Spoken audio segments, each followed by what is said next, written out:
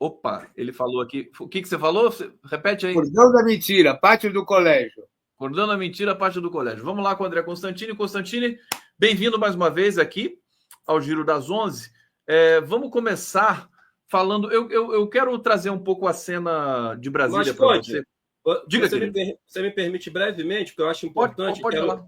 Eu quero passar para os internautas que nos acompanham nesse momento ao vivo aqui pelo chat, aqueles que estarão nos acompanhando posteriormente, já que essa live vai ficar gravada aqui na grade de programação da TV 247, quero dar 2 informes. O primeiro informe é que dia 11 de maio eu estarei viajando para a cidade de Goiânia e lá participarei de 3 agendas. A primeira agenda, nós estaremos realizando mais uma plenária do movimento Juros Altos, Povo Lascado. A segunda agenda é que vai acontecer uma audiência pública na Câmara Municipal de Goiânia para tratarmos dos juros altos e para tratarmos também da necessidade de viabilizarmos no Brasil uma auditoria cidadã da dívida pública, já que a alta taxa de juros cobrada pelo Banco Central está interligado diretamente a esse montante de recurso que sai anualmente do orçamento da União para o pagamento da dívida pública.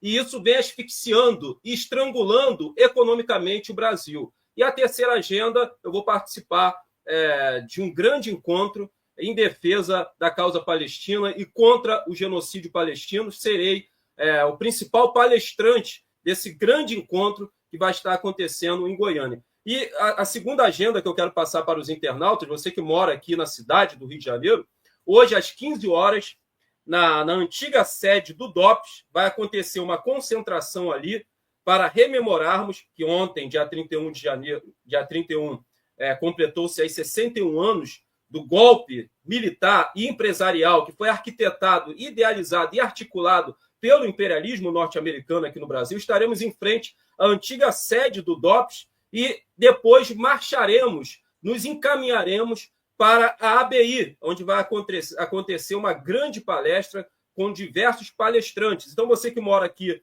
na cidade do Rio de Janeiro está convidado. A partir das 15 horas, em frente ao antigo prédio do DOPS, né? Nós vamos estar aí rememorando os 61 anos do golpe militar e empresarial que teve a participação efetiva do imperialismo norte-americano, como teve a participação do imperialismo norte-americano na maioria dos golpes recentes que aconteceram aqui na América Latina. E a única forma, Conde, que nós temos de homenagear aqueles que tombaram na luta contra a ditadura militar aqui no Brasil, é isso, é lutarmos pela abertura dos arquivos da ditadura militar, para que os ratos de farda do passado sejam punidos. Nós precisamos punir os ratos de farda do passado e os ratos de farda do presente.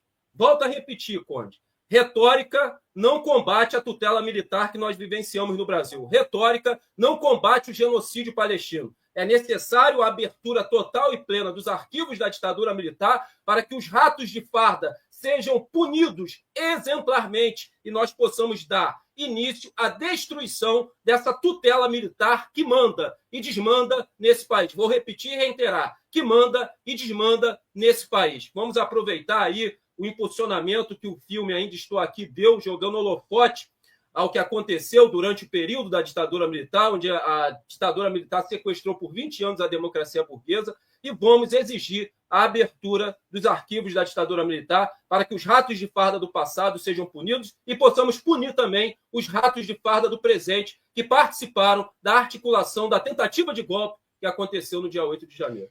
Aliás, eu até diria que os ratos de farda do presente nos levaram até os ratos de farda do passado e agora todos eles, e com a força da sociedade civil brasileira, a gente tem que realmente pressionar pela punição deles todos. Habitual contundência aqui do André Constantini. Constantini, querido, temos vários temas aqui, mas eu quero trazer um tema para você logo de cara, já que você falou de 64, do golpe, dos ratos de farda. Tem uma percepção aqui que eu queria que você se posicionasse sobre ela, né? Olha só, golpe de Bolsonaro teria mais resistência e vítimas do que o de 64, uma avaliação de um conjunto de especialistas aqui, acadêmicos, estudiosos e tudo mais. Queria que você falasse um pouco disso, quer dizer, e também, pegando carona, de que o Bolsonaro, nesse sentido, ele levantou de novo, né, a lebre da ditadura militar. Quer dizer, foi péssimo para os militares até aqui, embora tenha um caminho longo pela frente aí para levantamento e punição. Então comenta para a gente, se o Bolsonaro desse o golpe, seria pior que 64. É isso? Olha, Conde, é difícil fazer uma análise do que aconteceria se a tentativa de golpe que aconteceu no dia 8 de janeiro se materializasse, se concretizasse. Na minha opinião, esse golpe só não se materializou porque ele não teve a participação do imperialismo norte-americano. Conde, para ter golpe na América Latina, tem que ter a intervenção do imperialismo norte-americano. Eu acho que foi isso que fez com que esse golpe não se materializasse no dia 8 de janeiro. Teve uma arquitetação de um golpe, teve um planejamento de um golpe que não se materializou, na minha opinião, porque não teve a participação efetiva do imperialismo norte-americano. Agora, obviamente, Conde, quando eu falo da necessidade de punirmos os ratos de farda do passado e punirmos também os ratos de farda do presente, eu quero me fazer mais uma vez uma analogia para me fazer entender melhor aí perante aos internautas que nos acompanham ao vivo nesse momento no chat. Quando você faz a demolição de um imóvel, Conde, a demolição de uma casa, se você não fizer rapidamente a remoção do entulho, o que vai acontecer? Esse entulho vai atrair ratos. Então, é necessário, é vital para a história desse país passarmos a história do Brasil a limpo. É necessário, e nós temos a oportunidade viável para isso, que nós possamos remover o entulho da ditadura militar e remover os ratos que permanecem sob esses entulhos. Você quer ver um entulho da ditadura militar? É a polícia militar. A polícia militar é o amontoado do entulho do império com o entulho da ditadura militar. Então, Conde, nós podemos começar a passar a história desse país a limpo.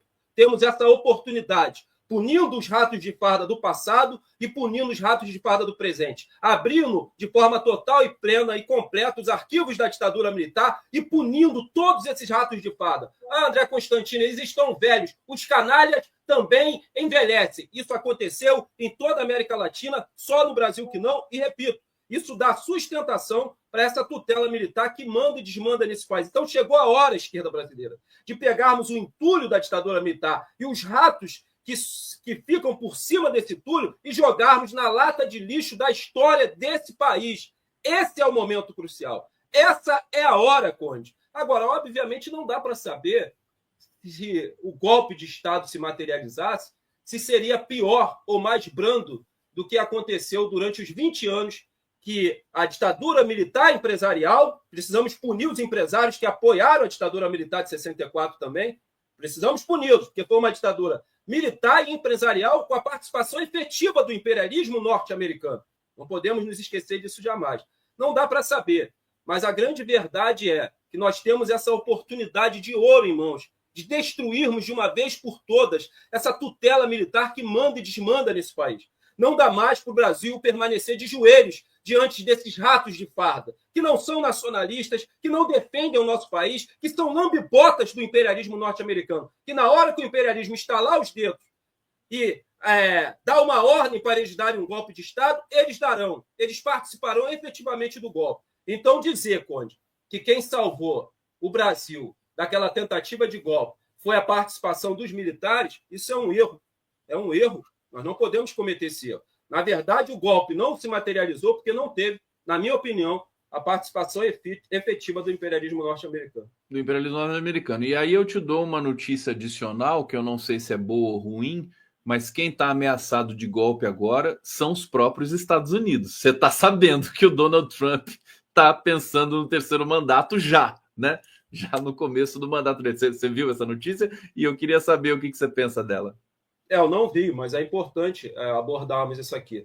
Eu acho que, Conde, tudo que está acontecendo nos Estados Unidos nesse momento é um reflexo da crise do imperialismo norte-americano, uma das piores crises da história do imperialismo norte-americano, e da crise do capitalismo. Os dois vivenciam uma das piores crises da sua história. Então, muita coisa vai pipocar, muita coisa vai acontecer, porque o imperialismo norte-americano não vai cair sem antes atirar, ele vai cair atirando. Então, o que nós podemos aqui ter como perspectiva futurística para a humanidade e para o mundo é um cenário de guerras. Porque o avanço e a proliferação do fascismo no mundo está sendo impulsionado pelo imperialismo norte-americano, que vai usar a violência do fascismo para gerar instabilidade política, para que ele permaneça hegemônico, para que ele realize a manutenção da sua hegemonia global. Então, o avanço do fascismo tem o dedo do imperialismo norte-americano. E as guerras também. Vai começar a pipocar guerras em várias partes do mundo. Muitos golpes de Estado serão dados com a participação do imperialismo norte-americano, que ele está em crise. Mas, repito, ele não vai cair sem atirar. Ele vai cair atirando. Então, o que acontece na região do Oriente Médio é um reflexo da crise do capitalismo e da crise do imperialismo norte-americano. Espero que o Irã, que lidera o eixo da resistência, se levante para barrar o projeto da Grande Israel, que está sendo liderado pelo verme bandido do Netanyahu, financiado pelo imperialismo norte-americano. Aliás, a tensão entre Irã e Estados Unidos, não sei se ela já teve tão forte assim, mas é um dos piores momentos, porque o Trump ameaçou bombardear o Irã e um dirigente do governo iraniano, um conselheiro, né, do governo iraniano, disse que se os Estados Unidos atacarem o Irã vai ser obrigado a produzir um artefato nuclear, que é o que está em jogo nessa questão da tentativa de acordo aí. Sim, e aí a gente tem que, nessas análises no campo da geopolítica, levar em conta a crise do capitalismo e a crise do imperialismo, uma das piores crises na história, tanto do capitalismo quanto do imperialismo. E aí ambos vão usar das guerras para a manutenção da sua hegemonia. Primeiro que guerra, Conde, é um grande negócio. E é bastante lucrativo, principalmente para o maior produtor de material bélico de armas, que é o imperialismo norte-americano. E para vender armas, Conde, tem que ter guerra. E se não existe, né, uma justificativa plausível, você inventa justificativas fictícias, como o imperialismo inventou através da sua máquina de propaganda em relação ao Iraque, acusando o Saddam Hussein de produzir armas de destruição em massa. Depois descobriu-se que era uma mentira, uma fake news do imperialismo, através da sua propaganda, sua máquina de propaganda. O que ele queria mesmo era derrubar o Saddam Hussein para colocar suas garras sujas e imundas numa das maiores reservas de petróleo existentes no mundo. Então, a gente precisa entender o que está acontecendo no mundo, levando em conta a crise do imperialismo e a crise do capitalismo. André Constante, adoro a análise geopolítica que você faz, viu? Eu vou trazer mais questões dessa natureza para você aqui. Agora eu quero que você fale da greve dos entregadores em São Paulo. Ontem eu dei destaque para essa informação, para essa notícia, eles continuam em greve.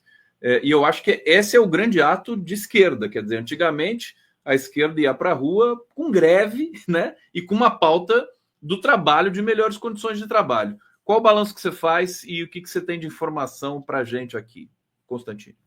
Olha, Conde, o que eu tenho para dizer relacionado a essa paralisação de 48 horas dos trabalhadores, dos entregadores por aplicativo, né, desses trabalhadores, é que isso que está acontecendo nesse exato momento, essa paralisação de 48 horas, essa greve de 48 horas, é fundamental para o que está acontecendo no Brasil na atualidade. Por quê, Conde?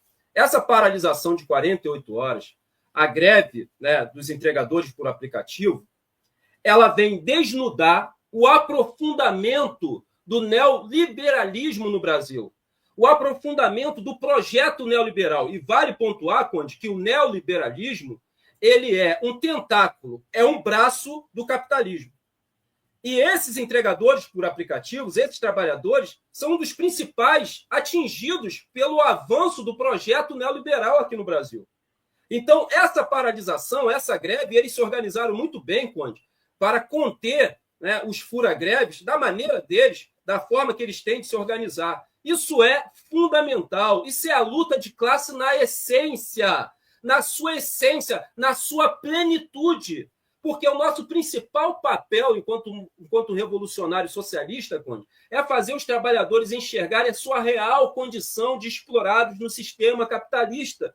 E esses trabalhadores, né, esses entregadores por aplicativo, eles são atingidos diretamente por essa opressão, por esse jugo que é imposto pela empresa iFood sobre as suas costas, sobre os seus ombros. Sabe? Então, assim, é fundamental essa paralisação. Agora, é necessário que a esquerda encoste nessa paralisação, encoste nesse movimento para que nós possamos elevar a consciência de classe desses trabalhadores. Porque, Conde, as reivindicações deles são justas.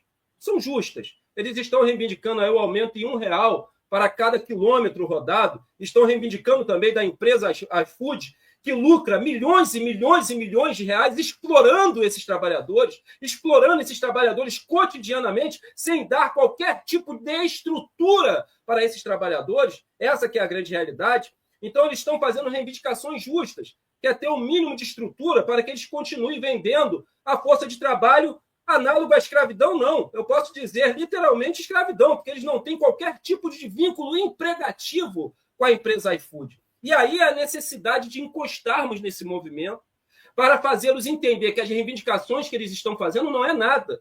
Elas precisam ser reivindicações mais profundas. O que nós temos que falar para esses entregadores nesse momento, Conde? Qualquer entregador que trabalha para o iFood, dessas entregas por aplicativo, se ele adoecer, ele não vai ter qualquer tipo de cobertura. Ele vai ter que arcar com todas as despesas no período em que ele estiver afastado do seu trabalho.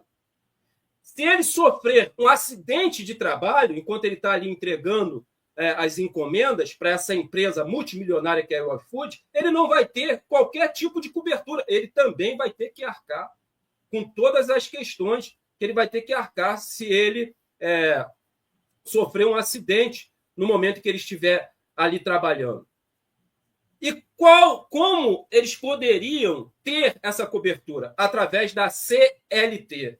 Então, a paralisação, a greve dos entregadores por aplicativo, nos remete a uma luta maior. E a uma luta que a esquerda institucional, pequeno-burguesa, reformista, eleitoreira e burocrata não quer travar. É uma luta que o governo Lula não dá um pio, que é a luta essencial para a classe trabalhadora no Brasil, que é a revogação da reforma trabalhista que se consolidou e se materializou no governo golpista do Michel Temer diante desse congresso burguês que nós temos. Essa é a luta central, Conde. E essa paralisação desses entregadores de aplicativos que são explorados cotidianamente por essas empresas multimilionárias, que sofrem na pele cotidianamente o avanço do neoliberalismo e do projeto neoliberal, ela suscita essa discussão e a necessidade de, através das ruas e de forma organizada, a esquerda labutar para revogarmos a reforma trabalhista que usurpou da classe trabalhadora mais de 100 direitos trabalhistas. Conde, só para encerrar, nós não podemos cair no engodo de naturalizarmos a uberização da vida que aconteceu aqui, de chamarmos esse processo de uberização, essa juventude que aluga uma bicicletinha do Itaú aqui para ser explorado pelos iFoods da vida, essas empresas multimilionárias, chamarmos isso de nova classe trabalhadora. Não é uma nova classe trabalhadora, nós não podemos tratar assim. Isso é o aprofundamento do neoliberalismo, que destrói os direitos trabalhistas, que destrói o estado de bem-estar social. Isso não é uma nova classe trabalhadora. O que nós precisamos, nesse momento, é colocar o Brasil de volta nos trilhos da industrialização, da geração de emprego, Conde. Olha o número de desalentados, pessoas que nem saem mais de casa para procurar emprego. E entre esses que não saem mais de casa, que estão aí nesse grupo de desalentados, tem pessoas que não saem mais para procurar emprego porque, depois da aprovação da reforma trabalhista, eles não acham que é válido trabalhar de carteira assinada hoje, trabalhar de CLT hoje. Aí muitos são empurrados para a informalidade. Uma parte considerável dos entregadores, né, Constantino? Você sabe, né? Sim. Eles não querem CLT, né? Sim, não querem. Então, a gente precisa elevar a consciência que mesmo que eles consigam as reivindicações que eles estão fazendo junto à empresa iFood, não é nada. Eles precisam ter um vínculo empregativo com essa empresa. É uma empresa na verdade, eles estão pedindo muito pouco, né? Eles pedem R$10 por corrida de garantia, se não me engano, R$1 a mais, R$1,50 a mais para quilômetro rodado, alguma coisa assim, e que entregas de bicicletas não passem de 3 quilômetros, mais algumas coisas lá, mas é muito pouco, né, Constantino? Muito pouco. Porque, Conde, diante do cenário que nós estamos vivendo, do avanço da agenda neoliberal no Brasil, você vê aí os processos de privatizações, outra luta que a esquerda não trava é pela reestatização da Eletrobras, vamos ter como parâmetro o que a presidente do México está fazendo. ela iniciou um processo de reestatização, principalmente no setor estratégico, que foi o setor energético, que também foi privatizado no México. Ela está reestatizando essas empresas estatais desse setor estratégico, que é o setor energético, onde a privatização da Eletrobras foi um dos maiores crimes de lesa pátria da história desse país, porque além de entregarmos um setor estratégico, que é o setor energético, nós entregamos a nossa água. Então, o que nós precisamos falar com esses trabalhadores, é que eles precisam voltar a lutar pelos seus direitos. E esses direitos só são garantidos através de uma CLT forte. Nós precisamos revocar a reforma trabalhista. Nós precisamos fazer com que a classe trabalhadora volte a querer ter vínculo emregativo, volte a querer ter uma carteira assinada, porque a grande realidade é que, com a consolidação e a materialização da reforma trabalhista, diante do governo golpista do Michel Temer, eles assassinaram a carteira de trabalho nesse país, Conde. E nós, como pertencentes à classe trabalhadora, a uma esquerda revolucionária e socialista, essa é uma luta central a ser travada. Por isso, repito, a paralisação de 48 horas desses trabalhadores que são entregadores de aplicativo suscita essa discussão da necessidade de revogarmos a reforma trabalhista e, Conde, rechaçarmos uma narrativa que vem sendo consolidada pelo capitalismo e pelo neoliberalismo, que é a narrativa do empreendedorismo. Nós temos que refutar essa narrativa, porque essa narrativa, ela vem, o empreendedorismo, ele surge com força para justamente empurrar essa massa de trabalhadores para a informalidade. Ela vem para consolidar, junto aos trabalhadores, o desinteresse de procurar um emprego com vínculo empregativo, com CLT. Então, a gente tem que refutar. Toda vez que eu vejo o governo Lula discutindo a questão de fomentar o empreendedorismo, não podemos cair nesse engodo. O que a gente precisa é pegar esse país, colocar ele de volta nos trilhos da industrialização. Precisamos gerar empregos com dignidade para os trabalhadores, porque aí esse número de desalentados vai diminuir com certeza. As pessoas vão se interessar de novo a sair para procurar emprego, porque ela vai ter seus direitos garantidos, Conde. Nós não podemos aceitar a uberização da vida, não podemos normalizar isso, não podemos aceitar essa juventude explorada, esses entregadores por aplicativo, por essas empresas multimilionárias, como a nova classe trabalhadora, como eu vejo muitos analistas de esquerda, infelizmente, fazendo essa análise rasa e uma análise que favorece o projeto neoliberal. Constantino, querido, para terminar, eu queria seguir nesse tema do emprego, porque a gente tem dados aparentemente positivos de emprego no Brasil, 6,8%, acho que o último dado, um pequeno repique para cima, estava 6,6%, é meio que um recorde de emprego no país. Mas você está dizendo, acho que outra coisa que e eu queria que você comentasse então rapidamente para a gente, que é o emprego, esse emprego que o Brasil tem hoje é um emprego sem muita qualidade, é isso? Esse que é o problema? Sem qualidade, porque, Conde, o avanço do neoliberalismo, ele aprofunda o sucateamento do trabalho e da mão de obra no Brasil. É o que esses entregadores por aplicativo vivenciam na pele cotidianamente. É o aprofundamento do sucateamento do trabalho no Brasil. Repito, se um trabalhador desse, de entregadores por aplicativo, sofrer um acidente, Conde, ele não vai ter qualquer tipo de cobertura, porque ele não está coberto pela CLT. Então, assim, é fundamental nesse momento encostarmos nesse movimento para elevarmos a consciência de classe. É fundamental construirmos um Brasil forte. Para quê, Conde? Para que nós possamos colocar o Brasil de volta nos trilhos da industrialização e gerarmos empregos decentes, empregos dignos para a classe trabalhadora. E só conseguiremos isso voltando lá atrás e revogando esse crime contra a classe trabalhadora, que foi a reforma trabalhista, que foi aprovada pelo Congresso burguês no governo golpista do Michel Temer, ele que é aquele que sucedeu a presidente Dilma com um golpe de Estado que se materializou, um golpe de Estado institucional, Conde. O golpe que aconteceu em 2016, por que ele é tão nocivo, Conde? Porque ele tem área, ele soa com ares de legalidade. Por quê? Foi um impeachment, foi um golpe travestido de impeachment. A gente tem que lembrar do golpe de 2016, porque todas as mazelas que nós estamos vivendo nesse exato momento é reflexo desse golpe. Então, os golpistas de 2016 precisam também serem punidos severamente, porque foi um golpe institucional com a participação de todas as instituições burguesas, inclusive o STF, que hoje se apresenta como o arauto da democracia, o salvador da democracia, mas o STF teve um papel determinante no golpe de Estado, na prisão do Lula, que abriu o franco para a vitória do verme, do bandido, desse ser desprezível, desse canalha, desse desgraçado do Bolsonaro.